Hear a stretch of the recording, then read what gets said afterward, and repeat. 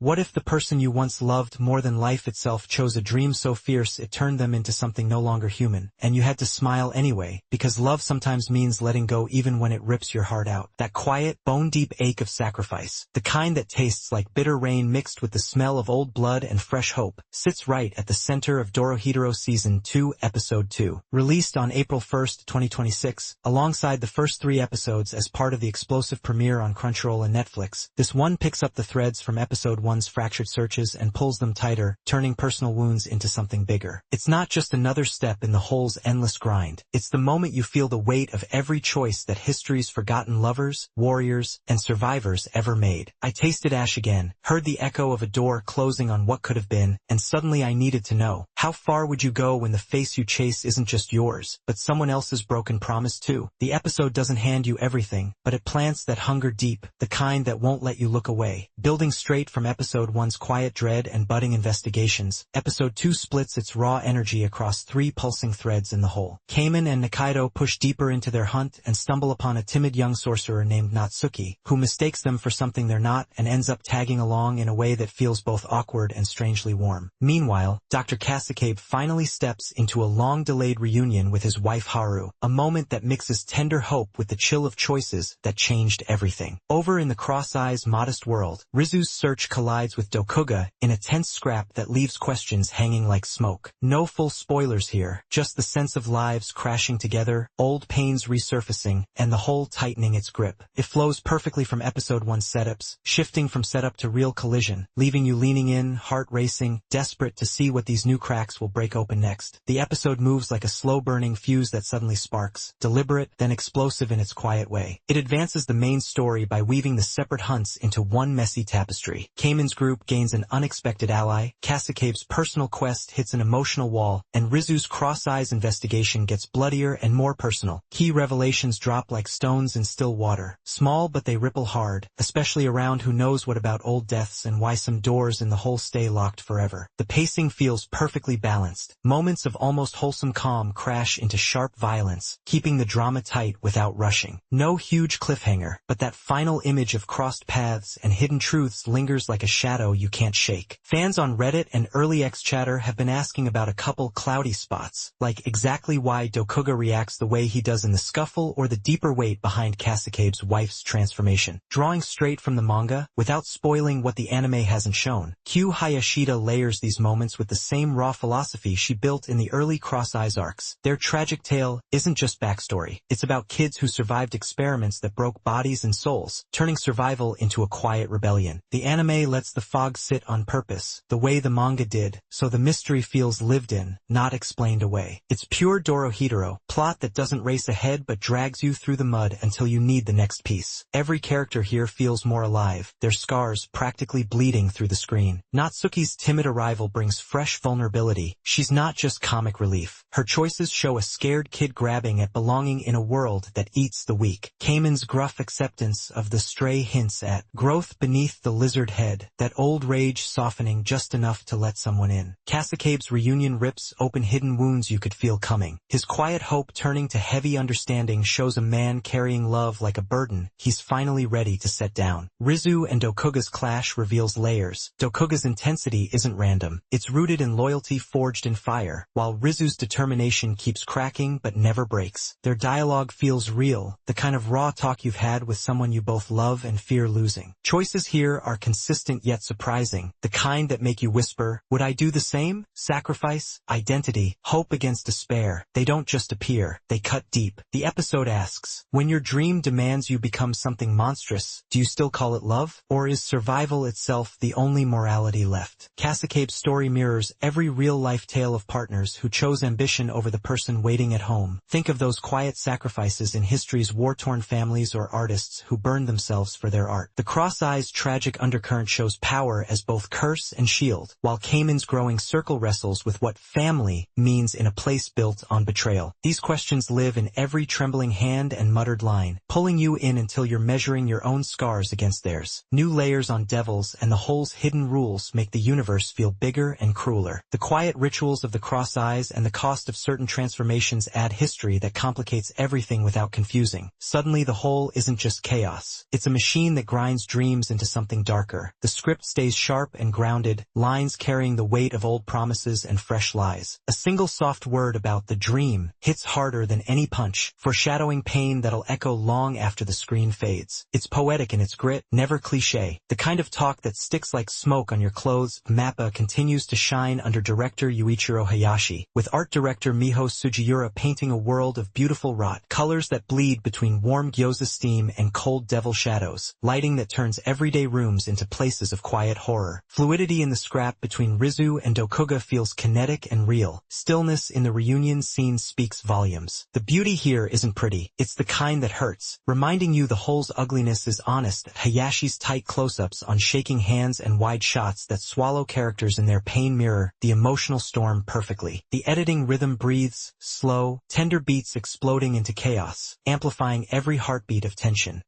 No W_names OST feels like another living character. Motifs from episode 1 twist into something sadder. A soft crescendo during the reunion and heavy silence in the aftermath burn into memory. Sometimes the quiet screams louder than any fight. Wataru Takagi as Kamen brings that gravelly warmth again, his voice cracking just right when the new stray joins. The CU for Kasakabe delivers the reunion with a tremor that feels like real heartbreak. Newer voices, including the one for Natsuki, add fresh, nervous energy that nails the soul of a kid lost in the hole. This episode left a scar I can still feel, the warm ache of a reunion that isn't happy, mixed with the spark of new bonds forming in the dirt. Moments of almost tender hope hit like sunlight through cracks in concrete. The violence feels earned, not cheap. It made me carry Kasakabe's burden like it was mine, wondering what I'd sacrifice for the face, or the person I lost. The collision of destinies here is soft but devastating, a breaking point where old loves and new strays shift everything. You'll walk away asking the same human questions. How much of yourself would you trade for a dream? And once you taste that choice, how do you keep breathing? Some might feel the three-story structure jumps a bit or wish for faster answers on the cross-eyes side. But those choices feel deliberate, like the manga's own braided storytelling, letting each thread breathe so the whole picture hits harder later. The batch release with episodes 1 to 3 is a gift, not a flaw. It builds the mood without dragging. Any tiny pacing dips only make the emotional punches land cleaner. Dorohedoro Season 2 Episode 2 nails it. Stronger world layers, deeper character hearts, and themes that cling like blood and hope mixed together. Its strengths in emotional honesty and raw beauty far outweigh any small structural notes. This isn't just anime, it's a mirror to the parts of life where love and survival collide. So, are you ready to feel that ache yourself? Because once you step into episode 2, once you smell the rain and taste the sacrifice, watching won't feel like entertainment. It'll feel like the next breath you need, the next crack in your own mask that you can't ignore. Turn it on. The hole is waiting, and so is the question you've been carrying all along.